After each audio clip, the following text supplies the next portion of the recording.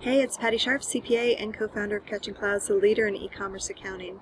Welcome back to my Saturday Slowdown, the time I like to take some time to remind you to work on your business and not just in your business.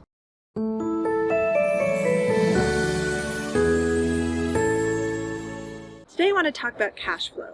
So everybody talks about how cash is king, and this is for good reason. So many businesses, I think the majority of businesses that go out of business because they don't have control over their cash. So cash flow is really important. You need to make sure that you've got enough money to survive times where your income may not be what you're expecting it to be. You need enough cash to buy inventory to reinvest in your business so that you can keep sales going. And especially when you're just starting out, your business is hungry for cash. So this is why so many people, they start out in a garage or in their basement working just to keep their overhead low so that they can build up the business without draining all their capital. So if you've read the book that I recommended, Simple Numbers, Straight Talk, Big Profits, and if you've read Profit First, you'll see some of the same advice running through both of them, which is spend less money than you're making. This is true in personal life as well as in business, but particularly in business because this is what's going to save your butt when things go south when you're not expecting it. So if you are spending only 80% of the money that's coming in and 10% you're saving for a rainy day, 10% maybe you're saving for extra inventory that you're buying, this is really important for the health of your business.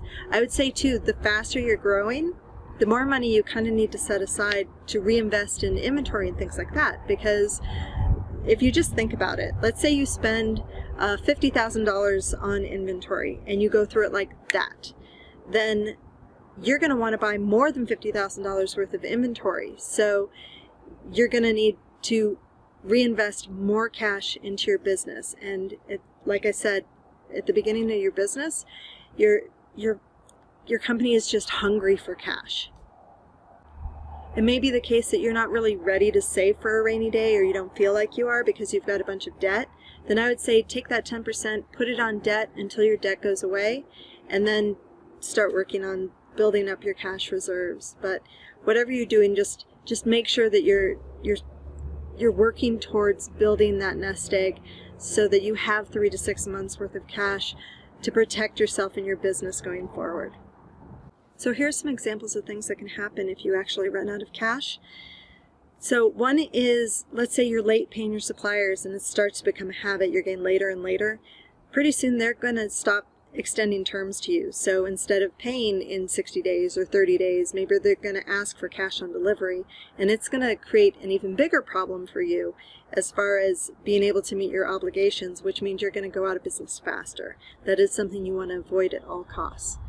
Another example is maybe you can't replenish your stock as fast as you want to, and so what ends up happening, so let's say you go, they limit your terms, so you don't have the cash to get your inventory. Now you're out of the inventory and somebody goes to buy from you, but you're out of stock and it's back ordered or something like that.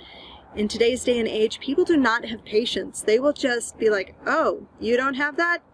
Next, and go on to the next cart and buy from somebody else. And that can hurt your reputation. It can drastically hurt your business. You do not want that to happen. And of course, business owners' biggest nightmare in the world is not being able to meet payroll. You do not want to not pay your employees or not pay your taxes or something like that. So just make sure you're keeping a close eye on your cash flow and protecting your business. I'm actually on my next video on Tuesday. I'm going to be showing you an example of how to do a short-term cash flow projection. So make sure you check in on that. If you haven't already, please subscribe. And when you hit the subscribe button, there will be a little bell next to it. If you click on that, you'll be notified when my next videos are uploaded. So I hope you liked this video. If you did, please like, comment, and share.